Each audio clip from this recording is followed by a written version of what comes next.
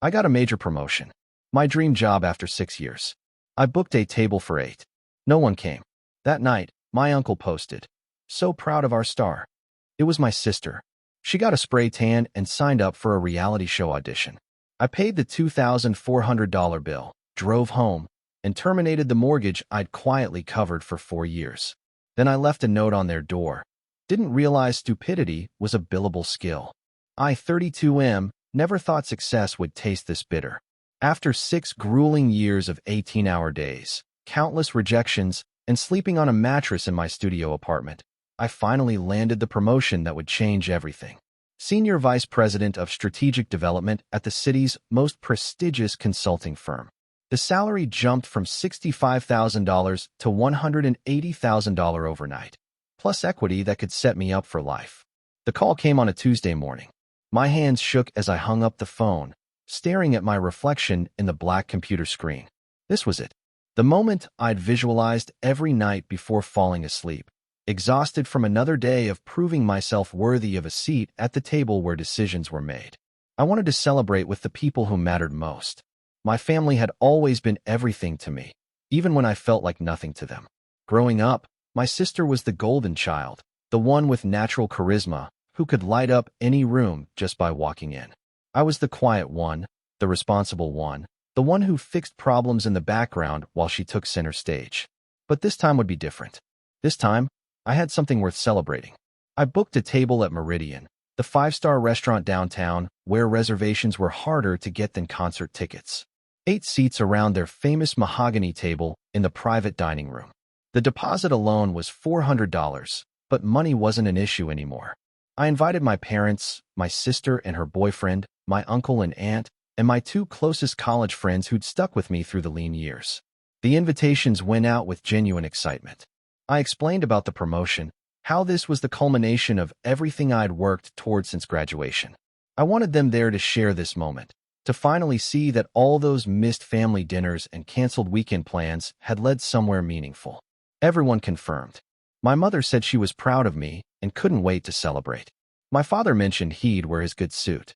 My sister seemed excited, asking about the restaurant and whether there would be a photographer. She always thought about documentation for her social media. My uncle, who'd always been supportive of my career, said he wouldn't miss it for the world. Friday night arrived. I put on my best suit, the navy Tom Ford I'd bought 3 months earlier as motivation, back when it represented 2 weeks of grocery money. I arrived at Meridian 30 minutes early, my stomach tight with anticipation. The private dining room looked perfect, candlelit and elegant, with a view of the city skyline where office buildings twinkled like stars. 7:30 came and went. I checked my phone, assuming someone would call about running late. The waiter approached discreetly, asking if we should delay service. I told him a few more minutes, that everyone was probably stuck in traffic. 8 o'clock. Still alone. I called my mother first. Straight to voicemail. Then my father. Same thing. My sister's phone rang endlessly before going to her automated message. My friends weren't answering either. The waiter returned, more persistent this time. Other diners were being seated, and the restaurant needed to know our intentions. I ordered a whiskey neat and asked for another 15 minutes, my confidence cracking like ice under pressure. By 8:30, the reality was unavoidable. Nobody was coming. I sat in that beautiful room, surrounded by empty chairs and untouched place settings, feeling smaller than I had in years. The promotion, the salary increase, the validation I'd craved, none of it mattered when you had no one to share it with. I ordered dinner for 1, switching to the smallest table they could accommodate without making me feel like a complete charity case. The food was exceptional, but I barely tasted it. Every bite felt like swallowing disappointment. The bill came to $2,400. Wine pairings for 8 people, premium appetizers, the special celebratory menu I'd pre-ordered. I paid without flinching, leaving a generous tip because the staff had been nothing but professional despite my obvious humiliation. Walking to my car, I pulled out my phone to check for messages. Maybe there had been an emergency. Maybe everyone was at the hospital with someone who'd been in an accident. Any explanation would be better than the alternative. Instead, I found social media notifications. My uncle had posted something new. I opened Instagram, and there it was, a photo of my sister with a fake tan so orange she looked like a traffic cone, posing with what appeared to be a casting director. The caption read, "So proud of our star. Our family's reality TV dream is finally happening." I scrolled through the comments. My parents were there, hearts and fire emojis. My aunt gushed about how exciting this was. My sister had replied with gratitude, mentioning how the whole family had come out to support her audition tonight. Tonight, the same night as my celebration. The pieces fell into place with devastating clarity. They hadn't forgotten. They'd chosen. When faced with my career milestone versus my sister's reality show audition, the decision had been unanimous and swift. I sat in my car for 20 minutes, processing the betrayal. All those years of being the reliable one. The one who sent money when my parents had trouble with bills. The one who remembered birthdays and anniversaries. The one who showed up when others needed help. None of it had earned me even a phone call of explanation. The drive home felt endless. My apartment, which had seemed so promising that morning when I'd picked out my celebration outfit, now felt like a monument to misplaced priorities. I'd spent years building a career while assuming family bonds were unbreakable. I'd been wrong about which was more fragile. But as I loosened my tie and sat down at my laptop, something shifted. The hurt began transforming into something harder, more purposeful.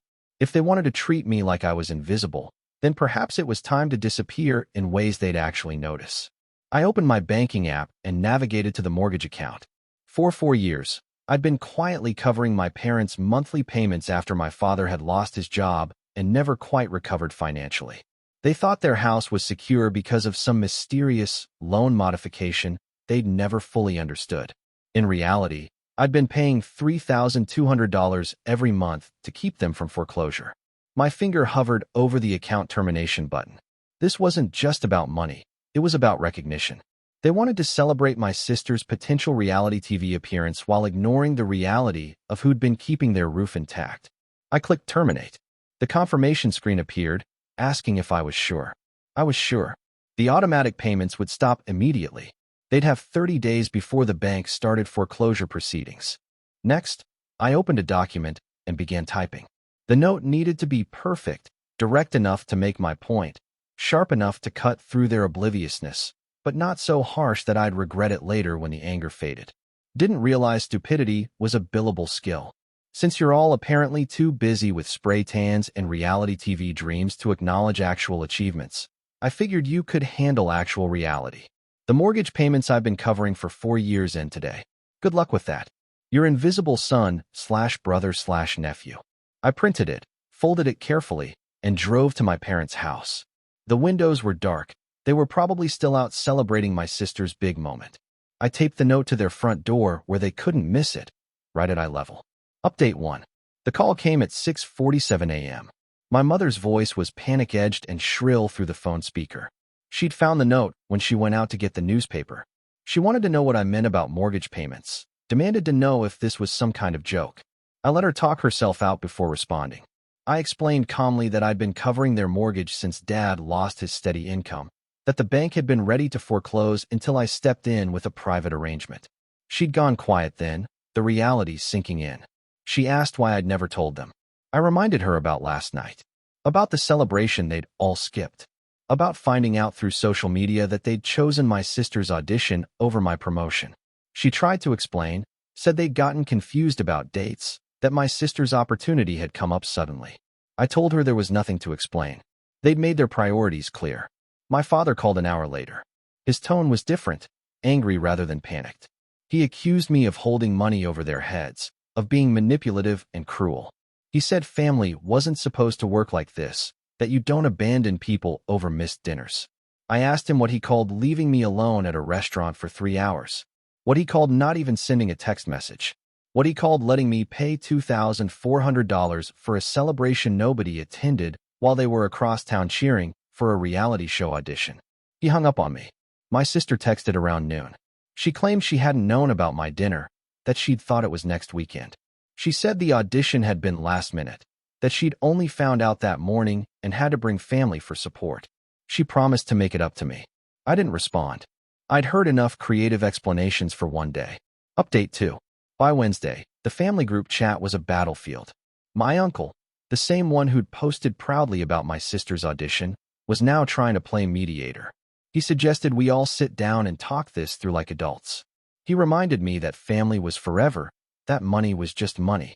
I screenshot his Instagram post from Friday night and sent it to the group chat with a simple message. This is what family forever looked like when it mattered. The chat went silent for 6 hours. My college friends, the ones who'd confirmed for dinner and then vanished, finally reached out. They claimed there had been a miscommunication, that they'd thought the dinner was canceled when they heard about some family emergency. When I asked who had told them about this emergency, they couldn't provide names. It became clear that someone in my family had deliberately sabotaged the evening. They'd wanted everyone available for my sister's audition and had simply canceled my celebration without consulting me. The coordination required for this level of betrayal was almost impressive. Friday morning brought a new development. My sister called, crying. The reality show had rejected her. The audition that had been so important, so urgent that it required my entire family's immediate attention, had lasted 15 minutes. They'd told her she wasn't authentic enough for their vision.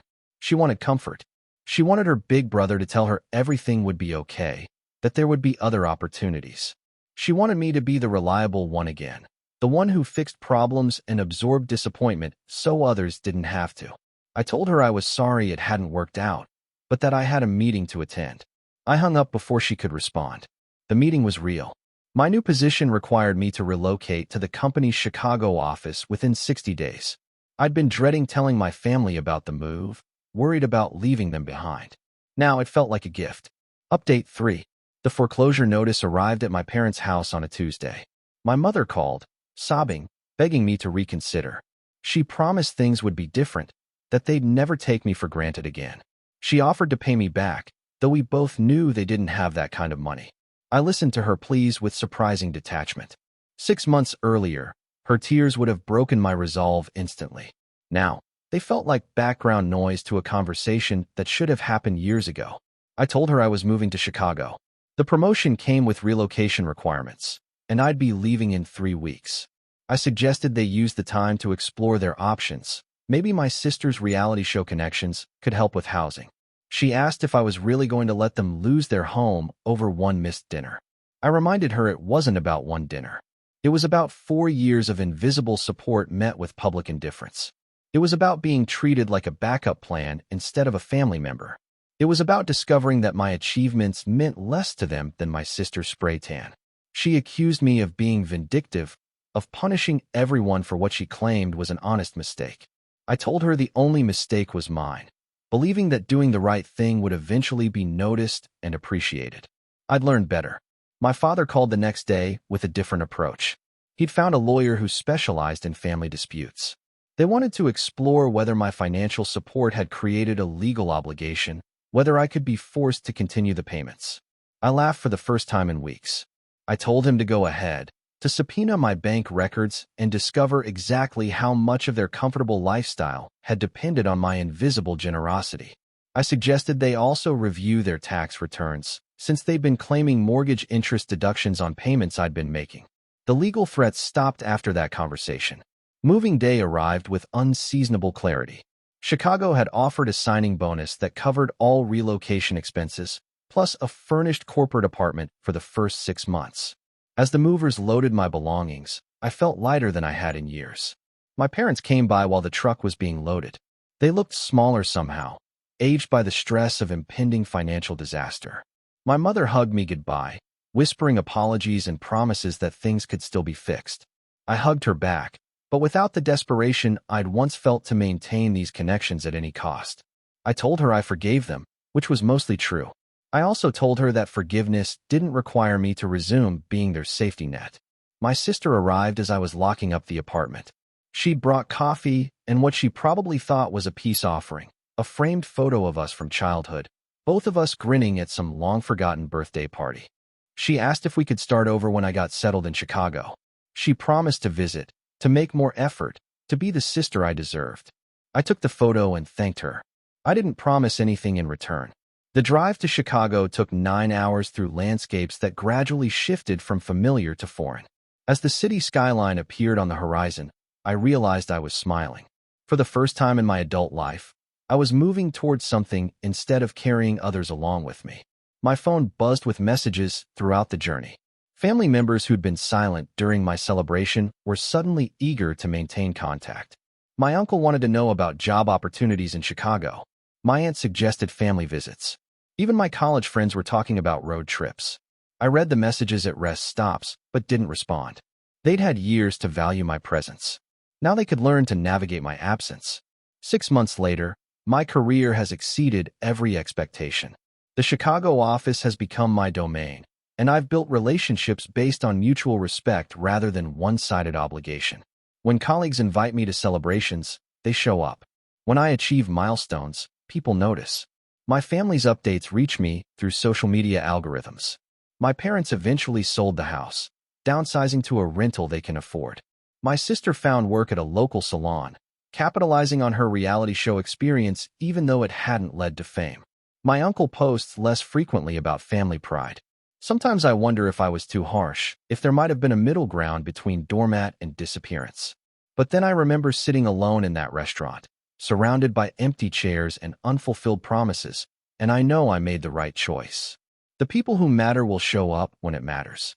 Everyone else is just practicing to be background noise in someone else's story. I built a life worth celebrating. Now I celebrate it with people who understand the difference between being family and acting like one. The taste of success is much sweeter when you don't have to share it with people who never appreciated the recipe.